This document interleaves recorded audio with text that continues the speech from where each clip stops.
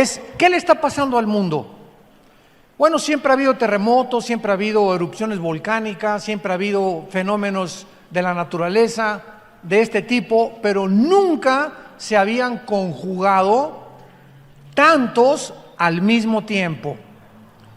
Y una de las evidencias más grandes de que el planeta Tierra se encuentra enfermo, parece que ahorita sí nuestro planeta tiene una bronquitis o una neumonía aguda, son los cambios climatológicos. Cuando ya la primavera no es primavera y en el invierno ya no es invierno, y cuando debe haber calor hay frío y cuando debe haber frío debe de haber calor, nos damos cuenta que los ciclos de la naturaleza nos indican que verdaderamente la ecología del planeta Tierra se encuentra en gravedad. Y la Biblia nos da respuestas muy claras. Es este libro que tengo en mis manos, el primer libro en haber sido impreso en la imprenta de Gutenberg, el primer libro que se tradujo en la historia a más idiomas y a más dialectos que cualquier otro volumen de literatura en las millones de bibliotecas que están alrededor del mundo. El libro que contiene los registros más antiguos de genética, de química, de física, de antropología, de paleontología, de arqueología y de la disciplina académica que tú me quieras mencionar. No existen en los libros sagrados ni el Popo, ni el Tripitaka de Buda, ni los Vedas de los persas, el que tú me quieras mencionar, el Corán del Islam, no existe un libro ni siquiera que se atreva a comparar los registros históricos, geográficos, etcétera, etcétera, que contiene la Biblia con cualquier otro libro que tú quieras presentarme. Ni tampoco hay ningún líder religioso, ni Mahoma, ni Buda, ni Mahatma Gandhi, ni Zoroastro, que se pueda comparar con la persona de Jesucristo, el Hijo de Dios, que es el tema de la Biblia, del Génesis al Apocalipsis. Estos 66 libros nos mencionan y está escondido en muchos de ellos la persona del Hijo de Dios. La Biblia nos muestra claramente en el Evangelio de Lucas capítulo 21 que Jesucristo anunció que antes de que Él regresara, el mundo iba a tener estas características, precisamente, no solamente climatológicas como lo vamos a ver, sino morales también y geopolíticas. La unión actualmente de Rusia con China, con Irán, con Siria y con Turquía no es una coincidencia. Estas 5 naciones que encontramos ahorita unidas, se profetizó hace 2600 años en Ezequiel capítulo 38, que estas naciones, cuando no existían, ¿y cómo podemos determinar qué eran ellas? Por la zona geográfica en la que la Biblia las ubica. Por ejemplo, Rusia ubica la Biblia como el nombre de Magog, porque los magogitas son los que vienen de los godos, de los escitas, y es la región que ocupa exactamente geográficamente las 15 repúblicas en las que se dividió Rusia en 1991.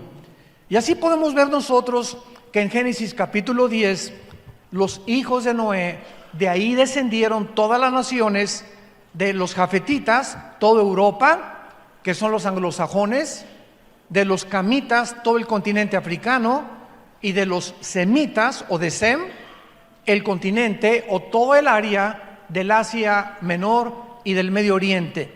Entonces, es impresionante cómo este libro maravilloso nos puede trasladar de cientos de siglos con anticipación y ponernos en el siglo XXI y corroborar nosotros que solamente Dios pudo inspirar y podemos tener un libro como la Biblia que es incomparable. No hay ningún sistema de filosofía, no hay ninguna ideología humana que la Biblia no haga pedazos. Destruye cualquier sistema de pensamiento que el ser humano ha desarrollado a través de los siglos. Y así podemos nosotros darnos cuenta claramente de que nos encontramos con la verdad. La Biblia es el único libro también que describe verdades absolutas, porque todas las demás filosofías y ideologías que tú puedas leer son verdades relativas, inclusive de la misma ciencia.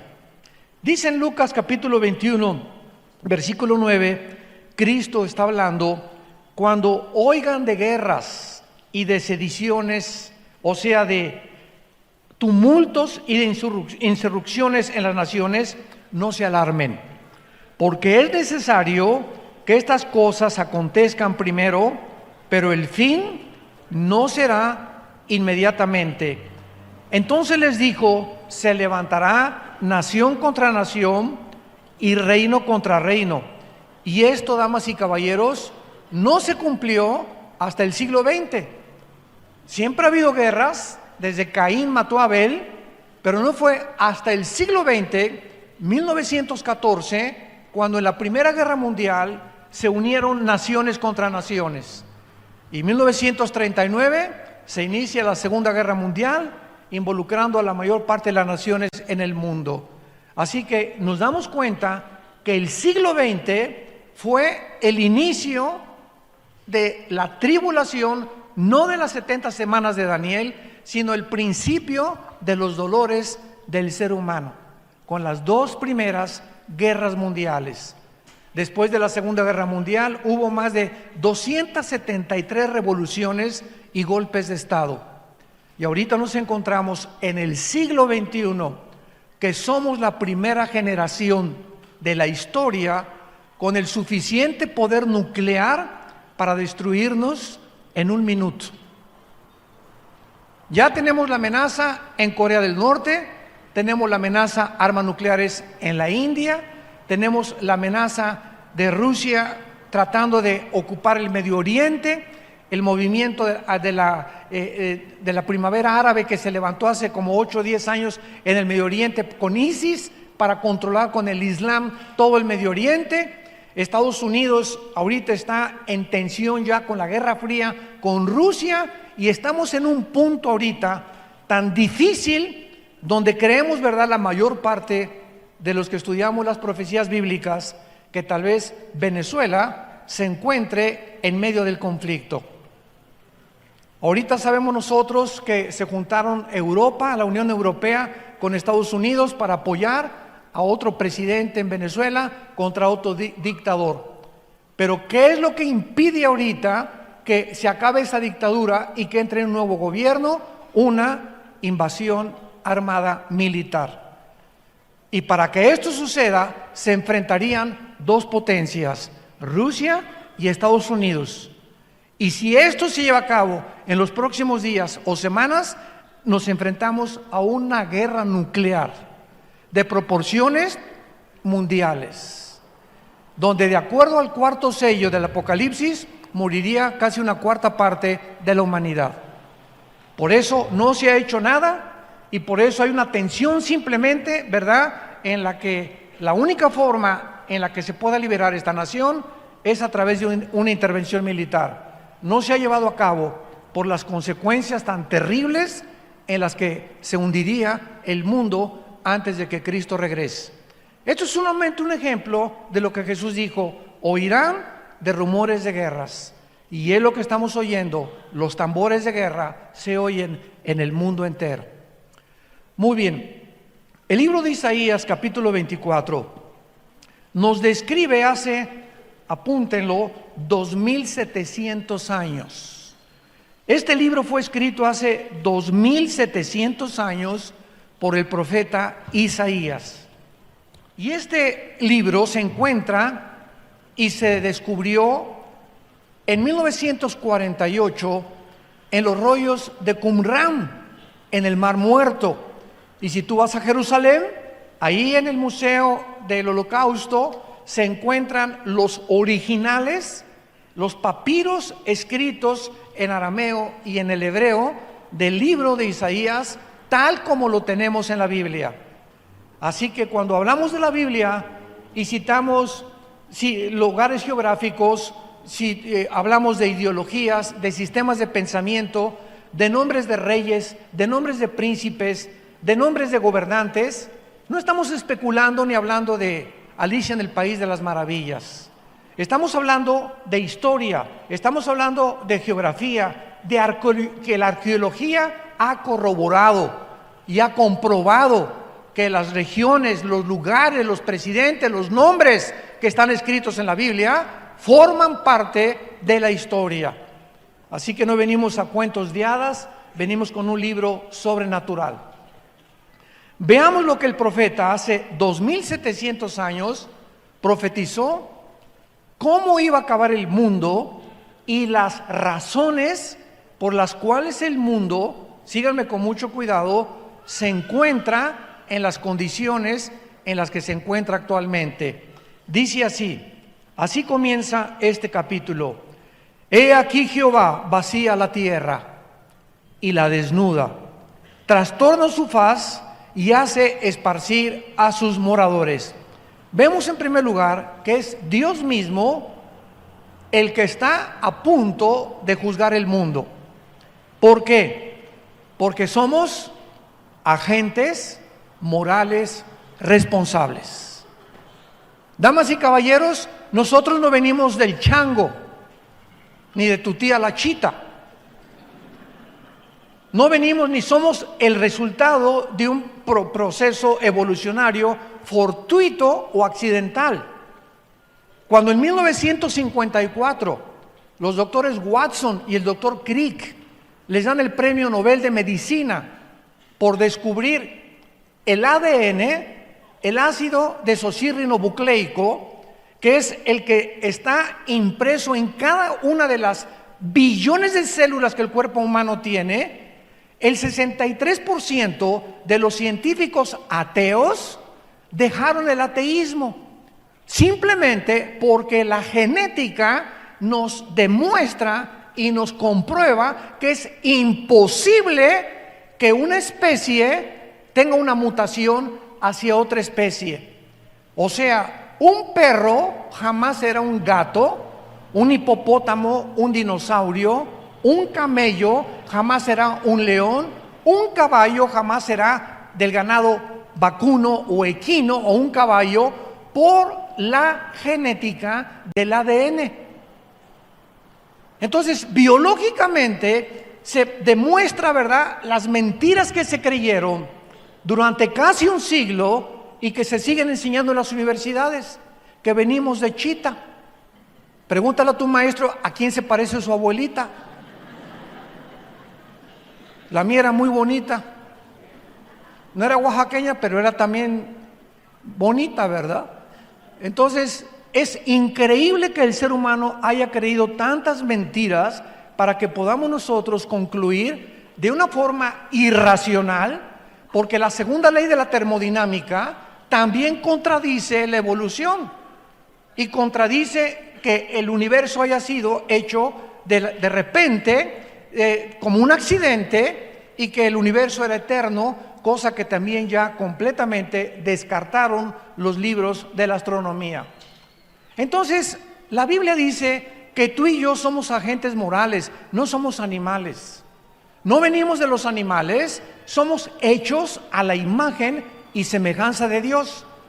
Y como tales, tú y yo somos responsables de cada acción que hayamos cometido. Y el mensaje glorioso de la Biblia es que como somos todos pecadores y no hay nadie que haya guardado los 10 mandamientos, nadie más que Jesucristo, el mensaje de la Biblia es que un hombre hace 2000 años paga por nuestros pecados, que es Dios mismo hecho en la carne, para decirnos que nuestro pasado puede ser borrado si creemos en el sacrificio que Él hizo en la cruz del Calvario. ¿Qué mensaje tan glorioso necesitamos los que estábamos lastimados de nuestra conciencia del pasado? Yo fui un muchacho comunista, abracé el comunismo a los 16 años de edad, me volví un rebelde contra la autoridad de mis padres, la autoridad del gobierno, nos persiguieron, etcétera, etcétera. me puse a estudiar la dialéctica materialista, a Hegel, a Marx, etcétera, etcétera, porque creía que estas ideologías gubernamentales o filosofías era la solución para la repartición de la riqueza, para acabar con las injusticias. Y no hay ningún sistema, damas y caballeros, humano que acabe con la pobreza y que acabe con la prostitución, que acabe con los problemas inmorales. Simplemente vivimos en un mundo en descomposición. Y el mensaje es: vengan a la cruz aquellos que quieran ser salvados, porque el barco se está hundiendo.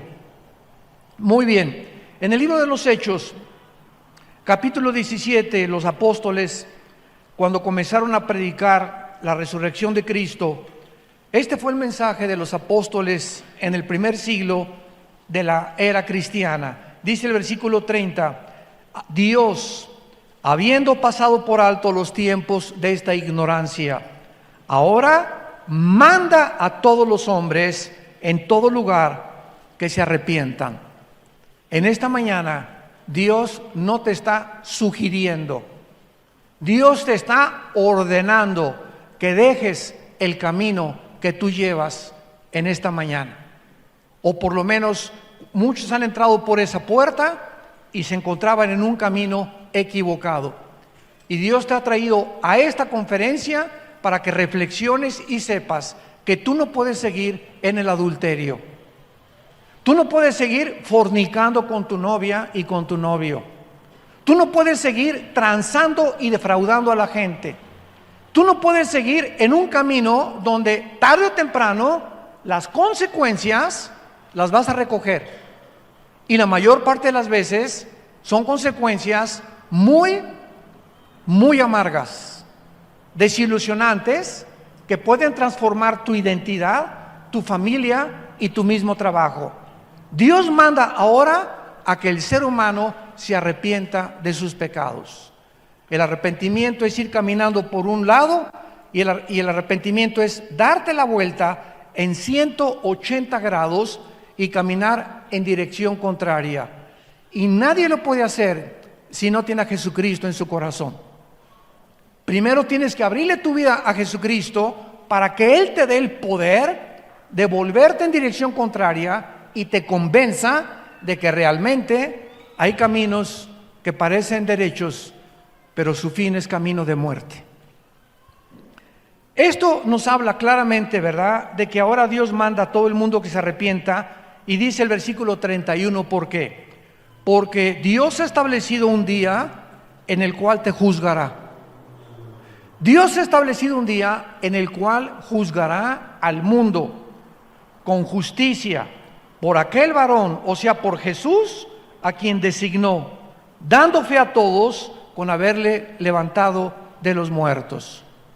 Regresamos a Isaías 24 y dice el versículo 2: y sucederá, como al pueblo, como al sacerdote, como al siervo, como al amo, como a la criada, como al ama, como al que compra, como al que vende, como al que toma prestado, como al que da logro, así al que lo recibe. En segundo lugar, será un juicio universal. Indígenas, políticos, ricos, clase media, clase social, no va a haber distinción de personas, estarán delante de Dios. Y cada ser humano en el día del juicio va a ser juzgado de acuerdo a la luz que haya recibido acerca del conocimiento de Dios. Muchas veces me han preguntado: oiga, ¿y qué pasará con aquellos que nunca oyeron de Cristo? Es una muy buena pregunta. ¿Y qué pasará, por ejemplo, con los budistas, pues, que nunca hablaron de Cristo ni tuvieron la Biblia? Muy buena pregunta. Y los musulmanes que también nunca han oído hablar de Cristo, y los indígenas, los aztecas, tlaxcaltecas, chichimecas, mixtecos, que nunca oyeron hablar de Cristo ni de la Biblia. ¿Cómo los va a juzgar Dios? La Biblia tiene la respuesta en Romanos 2, del 12 en adelante. Y ahí el apóstol Pablo explica en Romanos 2, del 12 en adelante, que las personas que han muerto sin el conocimiento de la Biblia, para que tú lo sepas y no te andes preocupando qué les va a pasar a los demás, los que han muerto sin el conocimiento de Cristo y sin el conocimiento de la Biblia, Dios los va a juzgar por su conciencia. El día que Cristo juzgará los secretos de los hombres. Entonces no nos preocupemos por la gente que no ha oído hablar de Cristo. Ni, por ejemplo, mi padre, nosotros éramos sumamente católicos. Yo quería a los 12 años ser cura y estuve en el seminario salesiano durante casi un año y haciendo el noviciado aprendí un poco de latín. Era a monaguillo y yo quería abrazar el sacerdocio, era muy místico de niño, etcétera, etcétera. Y cuando nos dijo un arzobispo que teníamos que hacer el voto del celibato sacerdotal, le pregunté, perdón, excuse me, ¿qué es eso? Y me dice, a esa edad que yo tenía 13 años, es que ustedes tienen que hacer un voto que no se pueden casar jamás. Y recuerdo que esa misma tarde, estábamos en Acapulco en el seminario, ahí en la colonia Costa Azul, pasó una güerita en una bicicleta, muy parecida a mi amor.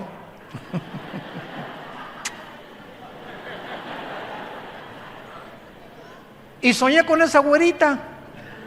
Y al otro día le hablé a mi papá a las 7:30 de la mañana. Le dije, papá, yo no puedo seguir aquí. ¿Por qué, mijito? Le dije, porque me gustan las mujeres. Y mi papá estaba feliz, él no quería que yo abrazara esto, aunque era muy católico, pero él no quería, ¿verdad? Pues sabía muy bien, no me quería decir la verdad. Me recogió a las 8:15 de la mañana y me decepcioné muchísimo de la religión y por eso me hice ateo. Porque me di cuenta que eran puras mentiras, eran puras tonterías, etcétera, etcétera, y me fui al otro extremo en contra de la religión. Y cuando mi hermano a los 26 años de edad, después de padecer todo lo que padecí por mis ideas comunistas, viene y me dice, te vengo a ofrecer a un hombre que no es una religión, que se llama Jesús, y que no es católico, ni protestante, ni mormón, ni ninguna religión. Él es el Hijo de Dios. No te vengo a presentar una religión, sino a Jesucristo.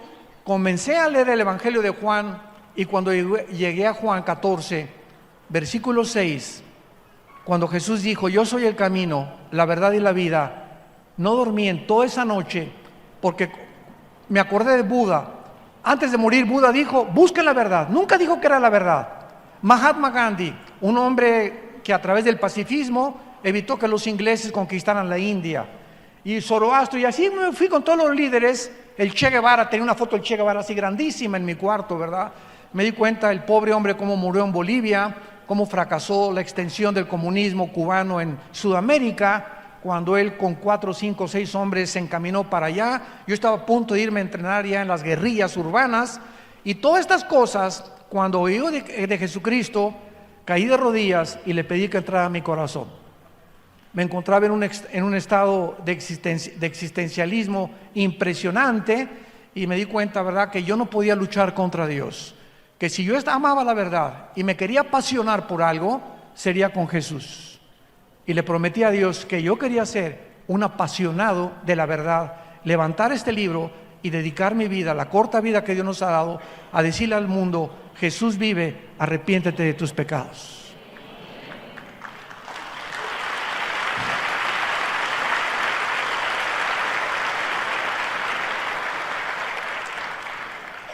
El versículo 4 de Isaías 24 continúa diciendo, se destruyó, cayó la tierra. Recuerden, esto fue escrito hace 2700 años. Se destruyó, cayó la tierra. Enfermó, cayó el mundo. Enfermaron los altos pueblos de la tierra. Y la tierra se contaminó bajo sus moradores. Porque vean las 3 razones del juicio de Dios contra este mundo. Número 1, traspasaron las leyes. 2, falsearon el derecho. Y 3, quebrantaron el pacto sempiterno. Por esta causa, la maldición consumió la tierra y sus moradores fueron asolados. Número 1, Dios, asumiendo que Él existe, es lógico que haya puesto leyes en el universo. Anoche platicaba con una persona aquí en la iglesia y al salir de la iglesia anoche vimos la luna, la vieron muchos ustedes, la luna entera, Y siempre nos maravillamos de ver cómo un cuerpo como la luna celeste parezca flotar en el espacio sin que nada lo sostenga. Cuando Isaac Newton y Galileo Galilei antes comenzaron a descubrir las leyes de que no era el Sol que giraba alrededor de la Tierra, sino la Tierra alrededor del Sol, comenzaron a descubrir Isaac Newton, Blaise Pascal, han sido los científicos más grandes de los siglos pasados. Ellos eran cristianos, comenzaron a descubrir que el universo que nos rodea es un universo afinado.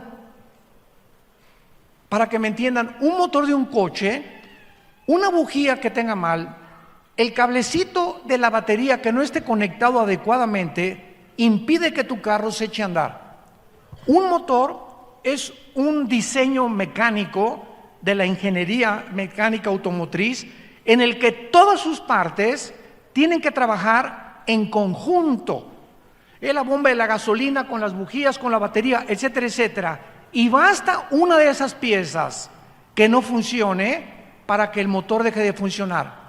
Nuestro universo es como un motor impresionante donde las leyes de la gravitación, las leyes termonucleares, la primera y la segunda ley de la termodinámica, las leyes del electromagnetismo funcionan, y porque funcionan existe la ciencia. ¿Por qué existe la ciencia? Porque la ciencia se basa en la observación de los fenómenos. Y un científico tiene que ver, observar, tiene que tomar nota y tiene que comprobar después de que eso es constante para que sea científico. Y si no se puede corroborar ni observar, nada puede llamarse científico.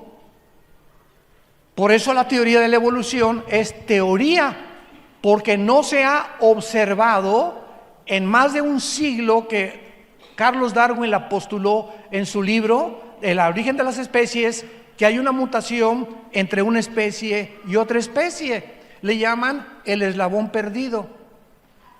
Hay la macroevolución, pero no la microevolución.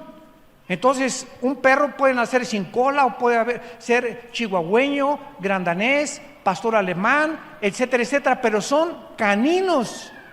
Los caballos son ponis, son percherones, caballos árabes, cuarto de milla, pero son equinos. Hay vacas y hay toros cebú, toros de lidia, etcétera, pero pertenecen al ganado vacuno. Son especies que se reproducen y tienen cambios entre ellos, chiquitos, grandes, pero pertenecen a esa especie. Pero no se ha corroborado la mutación de una especie a otra especie. Señores maestros de la universidad que nos acompañan. Y esta es la razón por la cual es una teoría que es irracional contra las leyes de la biología y de la física de los últimos descubrimientos. Entonces vemos claramente, ¿verdad?, que Dios puso leyes morales. Y dice la Biblia, en primer lugar, falsearon, traspasaron las leyes. Dios ha puesto una frontera o una barrera moral porque somos agentes morales. Y así como hay leyes cósmicas, la Biblia nos da las leyes de ética, de conducta y de moral de Dios. Y cuando tú traspasas esas leyes que Dios ha puesto para que no nos crucemos al otro lado, ¿cómo se llama? Cuando te pasas en la calle la luz roja. Se llama transgresión. Has transgredido las leyes de tránsito de la ciudad de Oaxaca. Y si te veo una policía, te dan un ticket inmediatamente, porque estás yendo más allá de lo que las leyes te permiten no ir. Entonces Dios ha puesto leyes morales y una de las leyes es precisamente el matrimonio. Y Dios dice, cuando tú te cases, no traspases las leyes. El sexo se usa nada más dentro del matrimonio.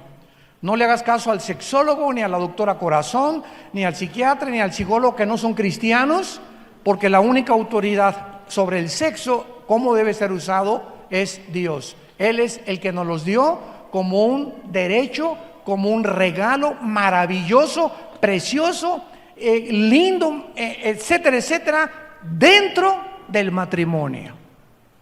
Y cuando traspasamos las leyes y comenzamos a usarlo fuera de las formas en las que Dios lo estableció, nos volvemos culpables delante de Dios. La Biblia le llama el pecado de la fornicación. Y dentro de la fornicación es sexo antes de casarte, bestialismo, sexo con animales, dentro del matrimonio, adulterio con una persona que no es tu esposo o tu esposa.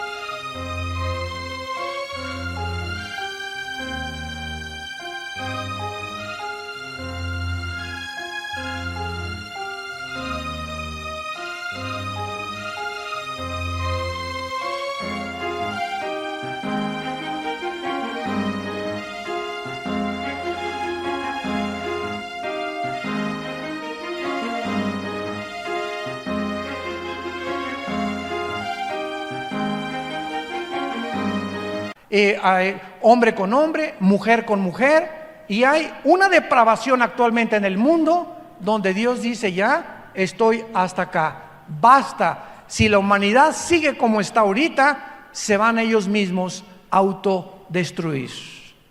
Hemos falseado el derecho, pero además de ese derecho hay derechos civiles.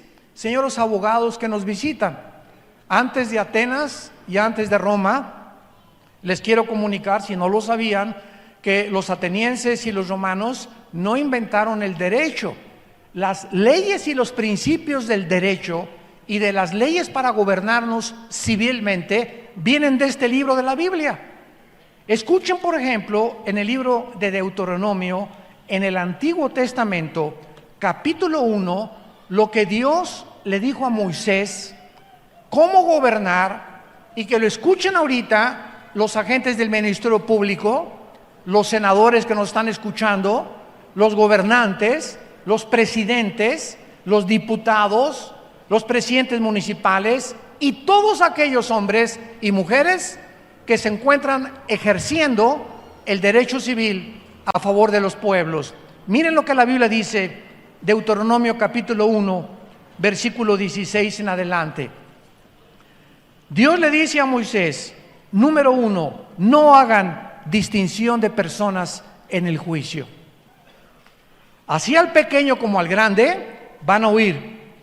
No tengan temor de ninguno, porque el juicio es de Dios. Y la causa que os fuere difícil, la traerán a mí y yo la oiré. Desde entonces, desde este libro, el símbolo de la abogacía es una mujer con los ojos vendados. Todos ustedes que son abogados lo saben, con una espada y con una balanza. ¿Qué representa esta mujer? Representa en primer lugar que los que van a ejercer el juicio se venden los ojos y no vean si es rico o si es pobre al que se le está juzgando. Porque si tú juzgas porque la persona tiene dinero y la persona no tiene dinero, has violado y has falseado el derecho. Y eso Dios lo castiga severamente. Número 2, la espada representa la justicia. La justicia tiene que ser ejercida y tiene que ser llevada por el Estado de derecho, porque si no hay justicia en un pueblo, no puede un pueblo ser gobernado. Cuando hay personas que bloquean las carreteras o las autopistas y el gobierno no hace nada, ese gobierno ya no está gobernando, afectando a terceras personas. El gobierno tiene que usar, desgraciadamente, el uso de la fuerza y de la violencia para ejercer el Estado de Derecho cuando es necesario. Y en un caso así, se manda a granaderos, o se manda a gases lacrimógenos, o se manda a militares, pero nadie puede atreverse a bloquear los caminos federales sin que nadie del gobierno los interrumpa. Cuando hay manifestaciones y se les permite tener manifestaciones y bloquear las calles a las personas, el gobierno ha dejado de gobernar. Porque para eso es el Estado de Derecho. El gobierno tiene que garantizarnos a todos los ciudadanos en todas las naciones del mundo nuestra libertad, nuestra seguridad y el Estado de Derecho. De ahí viene lo que se deriva, que se fundó en 1949 como los derechos humanos. La Biblia dice, falsearon el derecho. Hemos llegado a un punto donde la corrupción de los gobiernos no tiene nombre en el mundo entero. Ya no se juzga con justicia, ya no se juzga con derecho. La corrupción es como un microbio, como una ladilla, ¿verdad? Que comienza a crecer, a crecer, a crecer, a carcomer, a carcomer, a comer, hasta que descompone el carácter de los seres humanos. Y claro que nosotros como pueblo llegamos a un punto, ¿verdad?, donde decimos, basta, queremos justicia, queremos equidad, queremos libertad. En segundo lugar, dice la Biblia que no solamente se han traspasado las leyes y falseado el derecho, y el más grave mandamiento por el cual Dios va a juzgar a la humanidad, lo dice el versículo 5, quebrantamos el pacto sempiterno. Damas y caballeros, ¿saben ustedes cuál es, santos de Dios, el pacto sempiterno? El pacto sempiterno, o sea, que es eterno y que es inviolable, es el matrimonio. El matrimonio es la institución más santa, más sagrada, la más grande que Dios ha establecido antes de los gobiernos civiles, de los estados, de los patriarcas, de las escuelas, antes que cualquier cosa en la creación humana. Dios estableció el matrimonio como el fundamento de las sociedades. Y cuando los matrimonios que forman las familias, porque un matrimonio es entre un hombre y entre una mujer, varón y hembra, y genéticamente la mujer tiene los cromosomas XX y el hombre tiene, nosotros, XY. Tú eres varón y yo soy varón porque cuando mi padre y mi madre tuvieron relaciones, el cromosoma Y de mi papá fertilizó el óvulo de mi mamá y nacimos macho camacho. Tú eres mujer porque llevas 2 cromosomas que los hombres no llevamos. Vean el libro de Malaquías, capítulo 2. Es el último libro de la Biblia para que no se vayan a Apocalipsis. Dice Malaquías capítulo 2, versículo 13 en adelante. ¿Por qué es tan grave violar? ¿Por qué es tan grave? Más que cualquier otro pecado, el pacto del matrimonio. Veamos por qué. Le dice Dios a los líderes de Israel: esta vez harán cubrir el altar de lágrimas, de llanto y de clamor. No miraré más a la ofrenda para aceptarla con gusto de vuestra mano. Y me dirán ¿por qué? Noten ustedes, antes de continuar, que los líderes de Israel habían llegado a una insensibilidad en la que ya no estaban conscientes que lo que estaban haciendo era mal.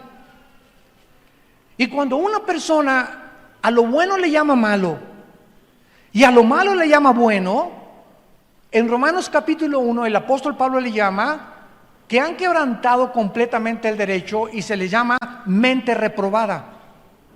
Dios los entrega a una mente reprobada. Si una persona insiste en ser algo que no es, Dios te deja.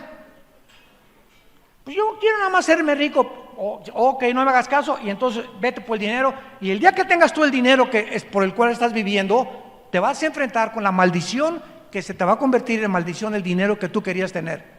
Pues yo quiero tener otras amantes porque tengo dinero. Ok, Dios nos da la libertad, tenemos el libre albedrío. Pero en ese momento, cuando tú insistes o cuando un ser humano insiste en decirle a Dios, déjame vivir solo, Yo soy Dios, yo hago mis mandamientos, yo puedo decidir entre qué es bueno y qué es malo. Dios te dice, te dejo. Y es el peor juicio de Dios cuando Dios nos abandona y nos permite hacer cosas que ni los animales pueden hacer. Y estos líderes de Israel llegaron a ese punto, pero querían ir a la iglesia, querían ser religiosos, y Dios les dice, van a llorar, y le dicen, ¿pero por qué? Ya no sabían entre el bien y entre el mal, ¿por qué? Y Dios les dice, ¿por qué? Porque Jehová ha atestiguado entre ti y la mujer de tu juventud, contra la cual has sido desleal, siendo ella tu compañera y la mujer de tu pacto. ¿Por qué? Porque ustedes le han sido desleales a su esposa, a la madre de tus hijos, a la mujer que yo te di como compañera para formar una familia. Y la familia, dice Dios, es el tesoro más grande que yo le puedo dar a un ser humano. Porque bendición de Jehová, Salmo 127, son nuestros hijos. Y ahorita muchos de ustedes pueden tener a sus hijos en drogas o en borrachera, lo que sea. Si tú eres cristiano, persevera y sé paciente. Nuestros hijos son benditos porque están sellados con la sangre del Hijo de Dios. Nadie nos los podrá quitar. Nadie.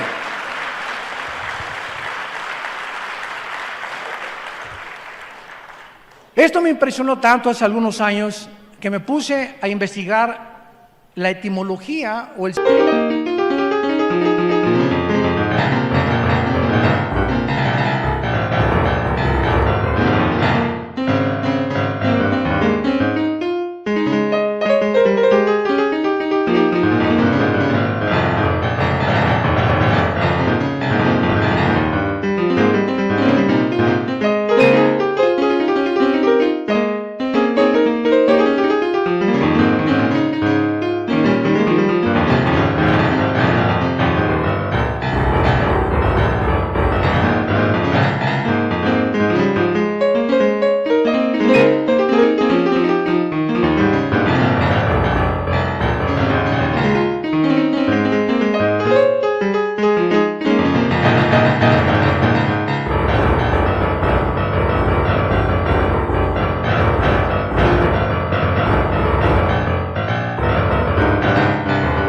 significado de la palabra que se usa aquí, desleal, que es la palabra o el adjetivo que usa Dios contra los hebreos.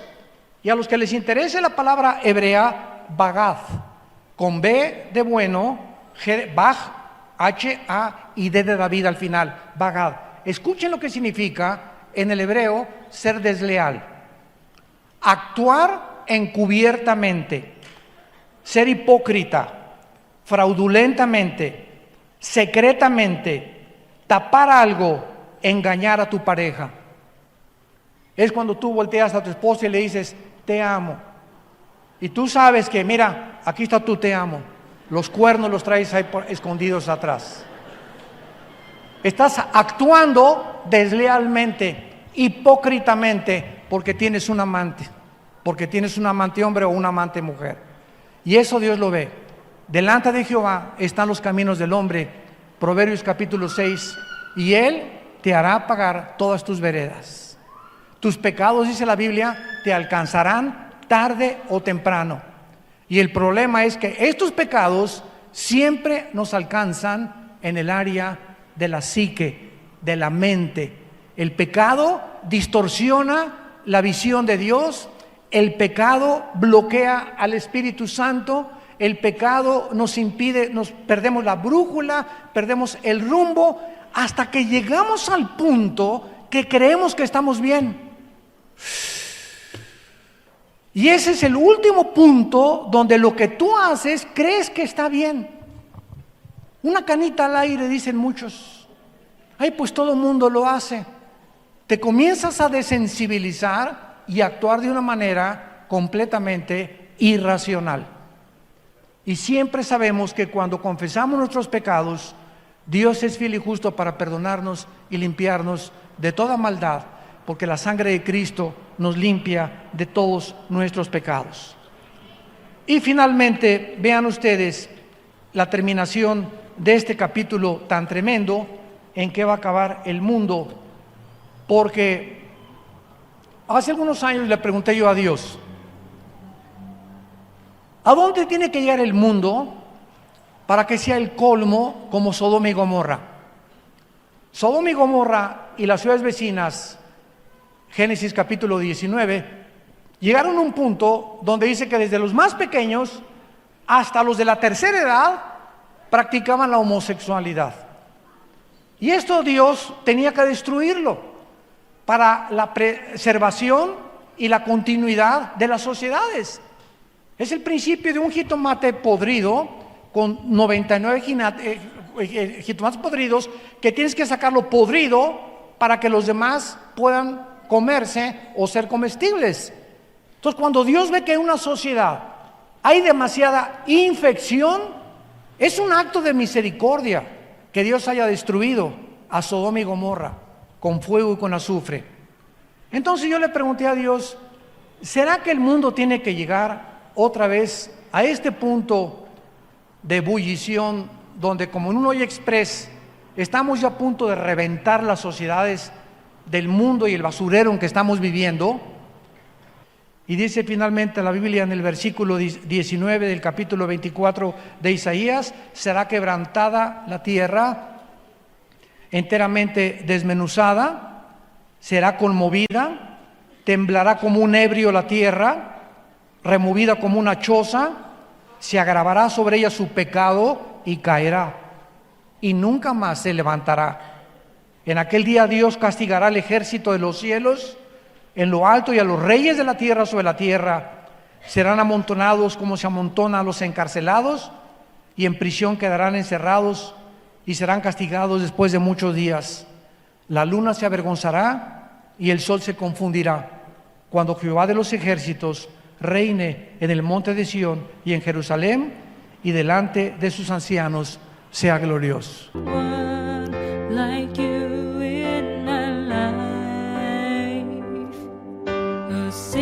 Day is nothing without you. I know that my sunshine will always be with me.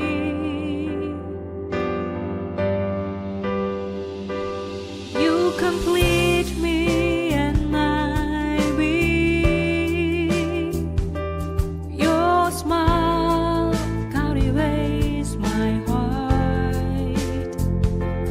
I am so not me when you look at me. I forget what I really had to say.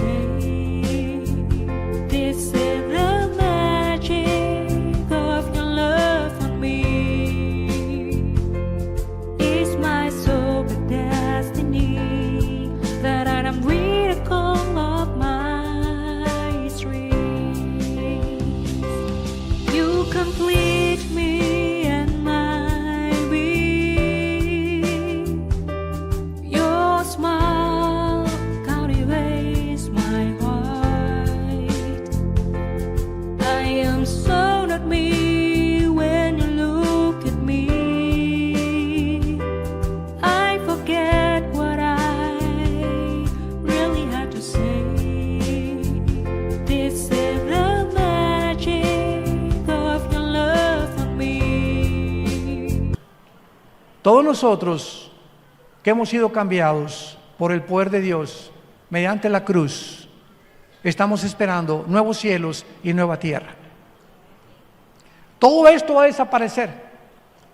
Ahora que cayó la famosa catedral de Notre Dame en París, impresionante que en 3 días se juntaron más de 17 millones de euros, y con los niños pobres en más de 10 años no se ha juntado ni un solo millón por una mugrosa catedral.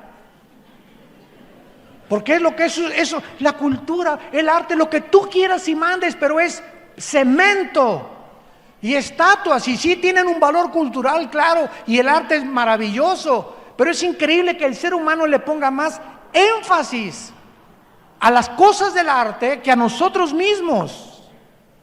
Eso es lo que trato de decirles, a qué grado hemos llegado. de desensibilización. En 2 días, $17 millones para levantar esta catedral, que cuando venga el Señor se va a acabar todos los edificios y todas las estatuas y todas las construcciones que nosotros hemos hecho. Y dice la Biblia que en aquel momento podremos saber que nuestra fe no fue en vano.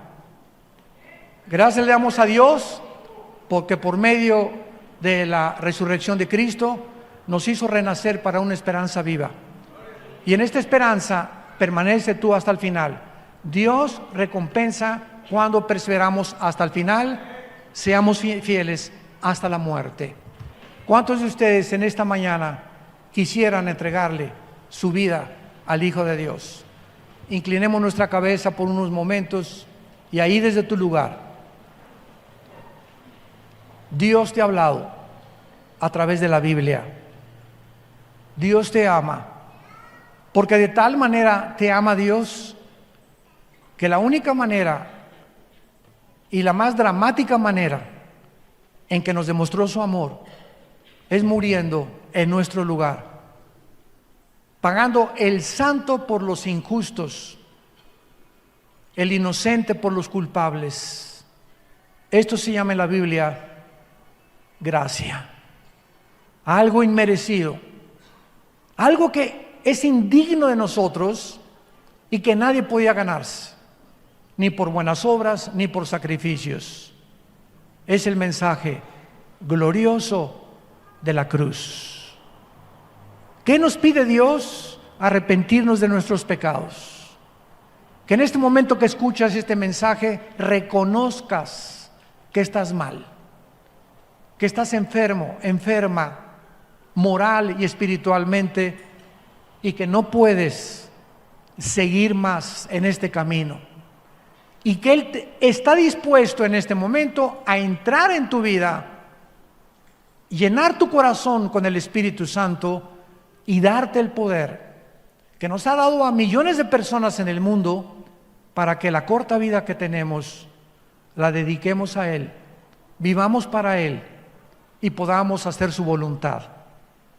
Lo único que tienes que decirle es estas palabras: Señor mío y Dios mío, te pido perdón por mi vida. He pecado contra ti. Creo que en esa cruz tu Hijo pagó con su sangre algo que yo nunca hubiera podido pagar, jamás, ni con ninguna religión, ni con buenas obras, ni con sacrificios.